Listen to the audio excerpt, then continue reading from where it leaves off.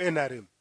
The very fact that we have reached this level of naming and shaming the mighty is some sufficient ground covered in the search for transparency and ending impunity. I don't think, in my own personal consideration, that the Vice President of Kenya, Mr. Sam Kutesa, Mr. Mbabazi, those big ministers of NRM, I don't think, while they can put on very, very smart coats and suits, I don't think they can walk with their heads high on the streets of Kampala. I don't think so. And to me, that is sufficient ground for us not to lose hope. There would have been a problem if the president said, these are my ministers, don't investigate them. You media, don't write about them. But the very fact that he has left free reign of debate, the rest of us, unlike Honorable Odman, we should remain optimistic that impunity will be ended. Thank you, Chair. My apologies for arriving late, but I found my colleague, Honorable Odman, in the middle of his presentation. But I want to say that the struggle against corruption is not for the faint-hearted, and it's going to be a collective effort by all Ugandans. Finger pointing will not help us, but how do we surround this virus called corruption, and we ensure that we rid our society of this virus? And of course, there are checks and balances, but if some of us put ourselves the other side and the rest on the other side and start trading accusations, I believe that this struggle will be lost.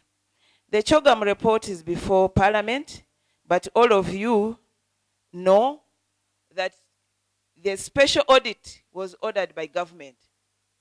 And that was after the head of state received complaints that there could have been misuse of public funds. That one should be recorded very clearly. And of course, by the time a query is indicated in the Auditor General's report, you should know that there's a problem. Because the initial queries, when they are raised, the people concerned are contacted, and if they clarify satisfactorily on these issues, those issues are dropped. So there must be something why there was this audit report, and therefore there was some work for the PAC of Parliament. That's the Public Accounts Committee. According to our rules, I hope Honorable Odman mentioned this, that the PAC, the Parliamentary Accounts Committee, is supposed to scrutinize the Auditor General's report. Our rules are very, very clear, and these are the rules that are made by all of us, including all of us as Parliament. So, I will also tell you that because NRM has the majority in Parliament, it also has the majority on all the committees of Parliament, including PAC. But we did decide as Parliament, as government, that the accountability committees should be chaired by the opposition, of course, for obvious reasons. And this is the Public Accounts Committee, Government Assurances, Commissions, State Enterprises, and there's another one, there are about 4. So, Local Government Accounts Committee, they are chaired by the opposition. The issues in the CHOGM report, I must say that it's true that MPs, just across, whether in opposition or in government, they are poor readers. And when we have big documents, it becomes, I don't know, maybe we don't have time. But I've taken time myself to read through this report, and of course I was following the discussions as the government spokesperson and Minister of Information and National Guidance. The challenge we had in Parliament is apparently PAC had more information than what they put in the report. And they themselves accepted on the floor of the House that there are gaps in that report. And once there are gaps, then the report becomes vulnerable. Now, why do we have this kind of expenditure of national time, labor, energy, and effort in this issue of corruption, integrity, and so on. There's something basically wrong at the heart of the nation. I'll not go too much into other issues. We will discuss them as we go around. But some of us have been inspired to write something about these issues. And I have written something about corruption. I published a book about 2 years ago. It's poetry, Songs of Paradise. And in it is one issue of corruption. And if you allow me to read it, I think it will help to capture exactly what we are talking about in a general, fundamental way, rather than in a partisan and specific issue kind of thing. I call this one The King and the 99 Clowns. There was once a king and his bevy of clowns in the land of thieves. Tired and bored, the indolent clowns became idle and disorderly. Bereft of any real earnest clowning, the naughty jesters embraced mischief and took to illicit business. With endless leisure on their hands, the clowns were left to pursue their own selfish distractions at the expense of society.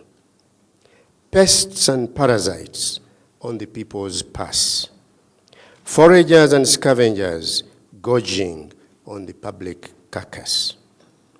From small-scale pilfering of poultry potatoes, the clowns perfected their art.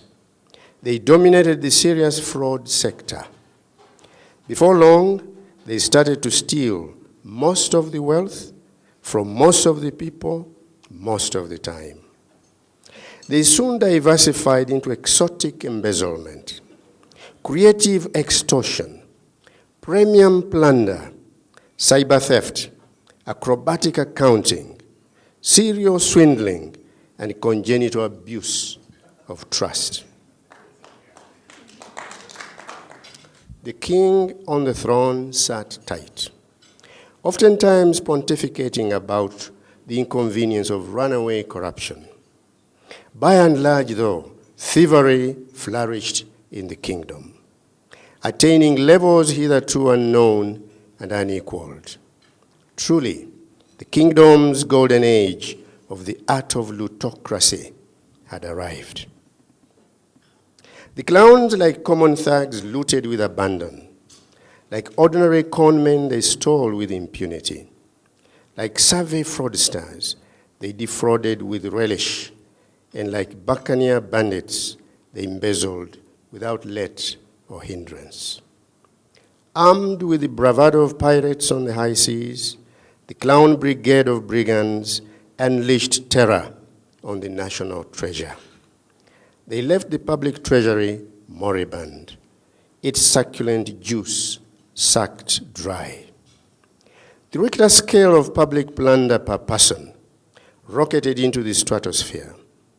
From millions of the local currency, it touched the billions.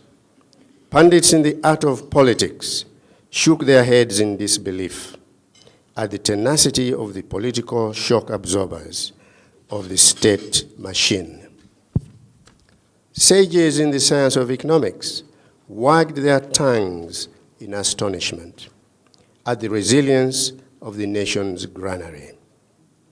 The ordinary subjects of His Majesty the King, looking thin and spindly, all reduced to tattered rags, swallowed their pride in abject poverty. Choking with tears, they murmured cheers to their king. Long live the king. To which the 99 well-nourished, pot-bellied clowns belched loudly with spirited shouts of, "May he reign forever."